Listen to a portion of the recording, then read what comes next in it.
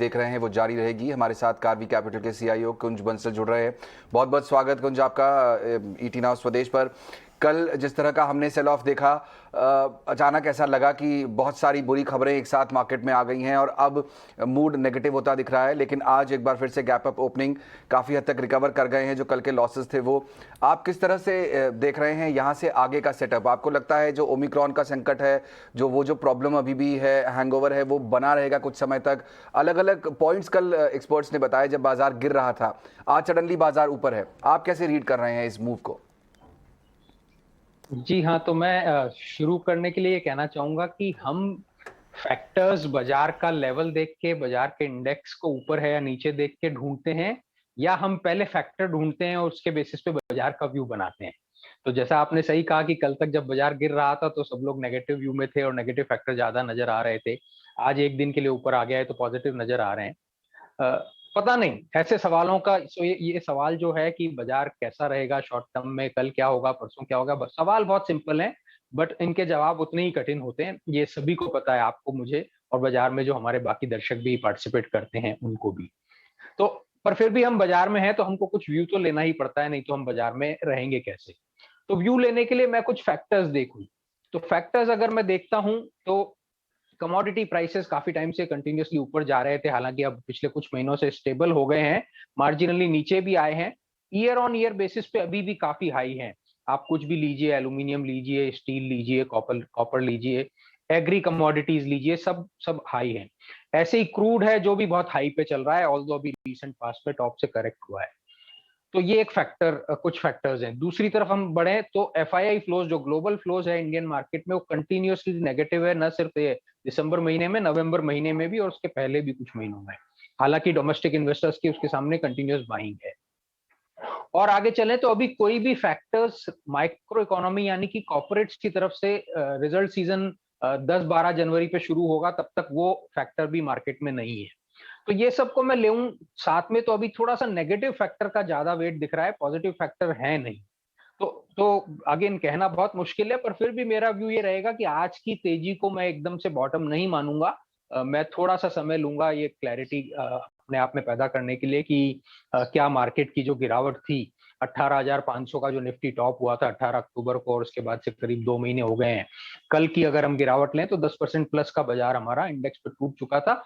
ये बात ध्यान में रखें कि उस 10% में स्टॉक्स 15 से 20% और कुछ उससे ज्यादा भी टूट गए थे।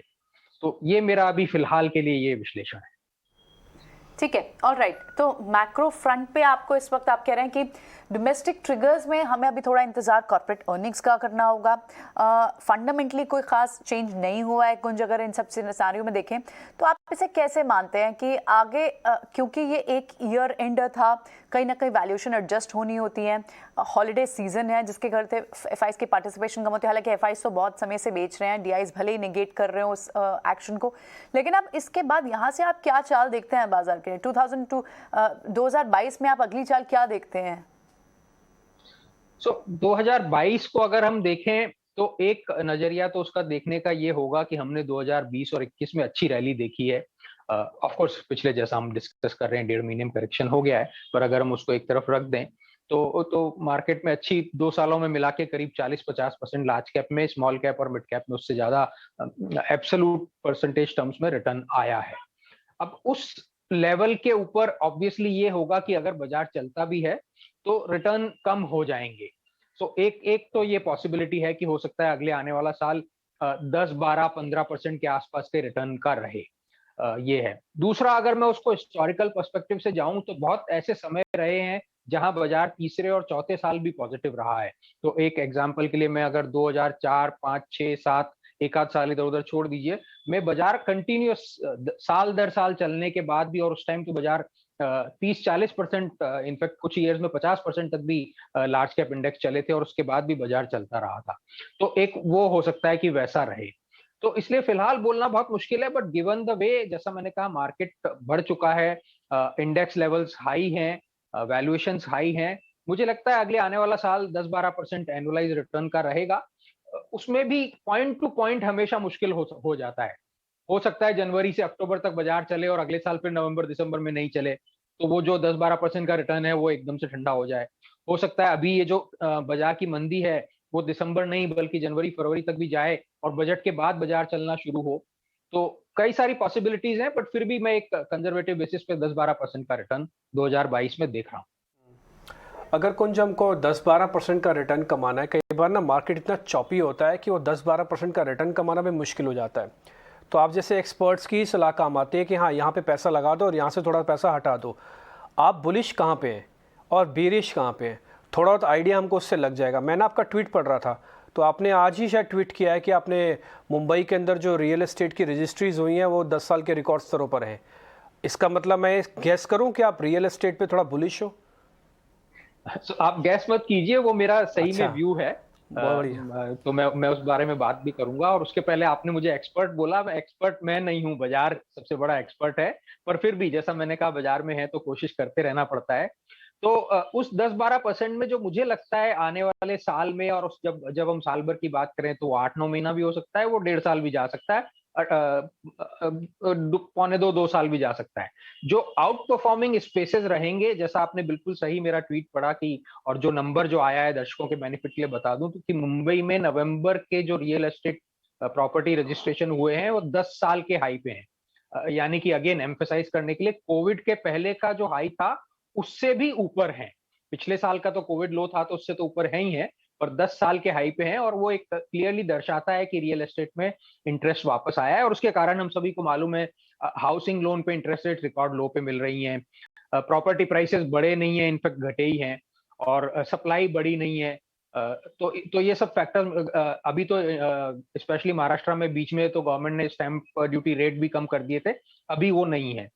तो इन सबको लेके रियल एस्टेट सेक्टर एक क्लियरली आउट परफॉर्मिंग स्पेस दिखता है। और जब मैं रियल एस्टेट सेक्टर की बात करता हूं तो मैं उसमें रियल एस्टेट एंसिलरीज को भी लाना चाहूंगा। जैसे ऑटो में हम ऑटो एंसिलरीज की बात करते हैं, तो रियल एस्टेट एंसिलरीज से मेरा मतलब है टाइल्स, सैनिटरी वेयर, ये सब कंपनियां, पाइप्स, फिटिंग्स, ये सब कंपनियों को भी बेनिफिट होगा।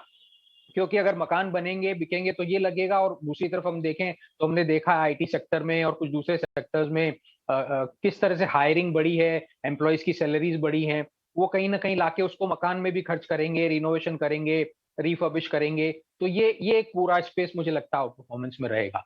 दूसरा स्पेस जो with in BFSI, banking financial services industries में, दो स्पेसिफिक सब सेगमेंट मुझे लगता है आउट परफॉर्मेंस में रहेंगे। पहला है गोल्ड लोन का। तो गोल्ड लोन की कंपनीज हैं, क्योंकि वो लोन बहुत सिक्योर्ड होता है, वो अच्छा करेंगी। और दूसरा सब सेगमेंट रहेगा जो रियल एस्टेट से जोड़ते हुए मैं लूं तो होम लोन फाइनेंसिंग कंपनीज हैं, वो भी बहुत अच्छा करेंगी। तो ये ब्रॉड स्पेसेस हैं, और भी एक दो स्पेसेस हैं जिनके बारे में हम बात कर सकते हैं। बिल्कुल, एक स्पेस मैं भी टच करना चाहूँगा कुंज आपके साथ, और वो है क्रूड ऑयल से रिलेटेड जो कंपनियां होती हैं। हमने देखा वहाँ पर भी काफ़ी अच्छा मूवमेंट देखने को मिला। क्रूड इनफैक्ट कल जब बाजार गिर रहे थे, ग्लोबल मार्केट भी कमज़ोर था, तो ग्लोबल मार्केट में और हमारे बाजार में भी क्रूड करीब 4 से 5% टूट गया था।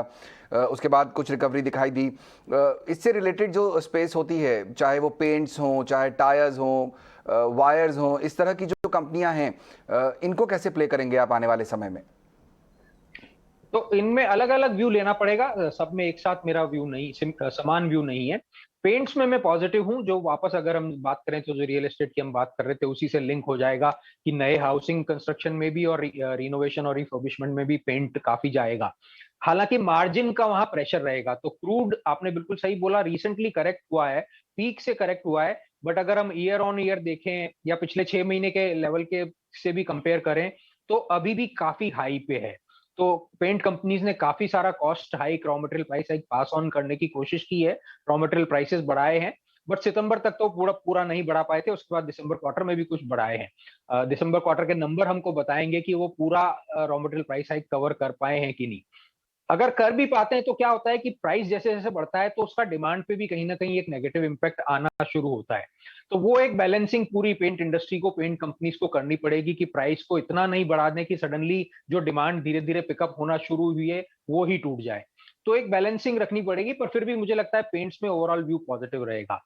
जो टायर्स की आपने बात की, मुझे लगता है अभी थोड़ा वेट एंड वॉच करना चाहिए। एक तरफ तो रबर के रॉ मटेरियल प्राइस हाइक का प्रेशर है, दूसरी तरफ ऑटो इंडस्ट्री के numbers, partly because of chip shortage, partly because two wheeler demand की कम सडनली ड्रॉप हो गई है, तो वो नंबर्स अच्छे नहीं आ रहे हैं। तो इसलिए टायर्स में मुझे वेट करना चाहिए। केबल वायर्स और इलेक्ट्रिकल इक्विपमेंट्स अच्छे रहेंगे, पॉजिटिव रहेंगे, डिमांड अच्छी रहेगी, पर वहां पे अगेन हमको रॉ मटेरियल प्राइस हाइक की मॉनिटरिंग करनी पड़ेगी।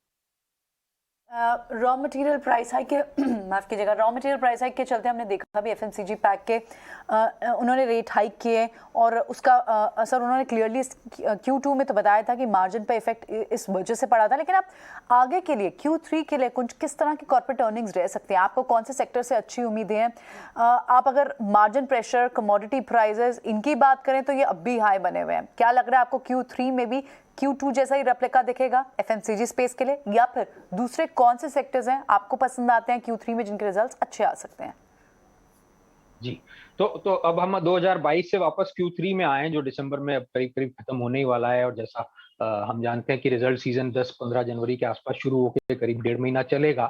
तो मुझे लगता है ये सब फैक्टर्स जो हम डिस्कस कर रहे थे उनको लेते हुए एक तो टेलीकॉम सेक्टर के नतीजे बहुत अच्छे रहेंगे, क्योंकि रेट हाइक उन्होंने कंटिन्यूअस लिया है। तो मुझे लगता है आरपू क्लियरली एवरेज रेवेन्यू पर यूजर की ग्रोथ सीक्वेंशियल बेसिस पे भी सितंबर क्वार्टर के सामने भी, और of course year on year basis पे तो हम दोनों तीनों प्लेयर्स में देखेंगे ही देखेंगे, पूरी इंडस्ट्री में देखेंगे।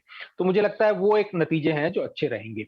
एफएमसीजी की आप बात कर रही थी, मुझे लगता है अभी भी रिजल्ट माफ कीजिए मार्जिन प्रेशर कंटिन्यू रहेगा, specially year on year basis पे। तो पिछले साल के कंपैरिजन में तो एग्री कमोडिटीज वगैरह में काफी प्राइस हाइक है, तो वो कंटिन्यू रहेगा। हालांकि मार्जिन प्राइस हाइक बढ़ा के पास ऑन करने की कोशिश की है, बट उसका इफेक्ट डिमांड में भी दिख रहा है। तो डिमांड रूरल और अर्बन में बिल्कुल एकदम मट गई है, रूरल में एकदम डिमांड ठंडी हो गई है, अर्बन में फिर भी थोड़ा बहुत सपोर्ट है। तो उसके नेट नेट चलते हुए मुझे लगता है एफएमसीजी के रिजल्ट अभी भी सबड्यूड रहेंगे, हमें वेट एंड वॉच मोड में रहना चाहिए। जो कुछ अच्छे नतीजे आएंगे, जो मैं पहले भी बोला कि मुझे लगता है गोल्ड लोन कंपनीज के with in financial space, home loan companies के अच्छे नतीजे आएंगे। और अच्छे नतीजे जब मैं बोल रहा हूँ मेनली असेट क्वालिटी का, सो अगेन मैं डिफरेंशिएट करूं, जैसे एनबीएफसीज में एसेट क्वालिटी का इशू हो सकता है अभी भी कंटिन्यू रहे, और इस क्वार्टर में नहीं बट आने वाले टाइम में जो आरबीआई ने नए नॉर्म्स निकाले हैं उसमें एनबीएफसीज को काफी प्रेशर फेस करना पड़ेगा। अगेन इंश्योरेंस कंपनीज के नतीजे जो हैं मुझे लगता है दिसंबर क्वार्टर में फिर से काफी अच्छे रह सकते हैं। सेलेक्टिव बेसिस पे तो इंडस्ट्री में तो ग्रोथ हो रही है, बट सारी कंपनियां यूनिफॉर्मली ग्रो नहीं कर पा रही हैं, जो हमको मंथली नंबर्स आते हैं उससे पता लगता रहता है। पर फिर भी on an overall basis industry में इंश्योरेंस इंडस्ट्री के दिसंबर क्वार्टर के नंबर्स अच्छे रहेंगे। इंटरेस्टिंग, बहुत बहुत शुक्रिया कुंज, आज आपने समय दिया हमको और आपसे बातचीत करके बहुत अच्छा लगा। दो लोगों से हम बहुत कुछ सीखते हैं, एक है निकुंज, एक है कुंज। निकुंज हमारे मैनेजिंग एडिटर है, कुंज आप हैं। बहुत बहुत शुक्रिया, थैंक यू वेरी मच आज समय देने के लिए।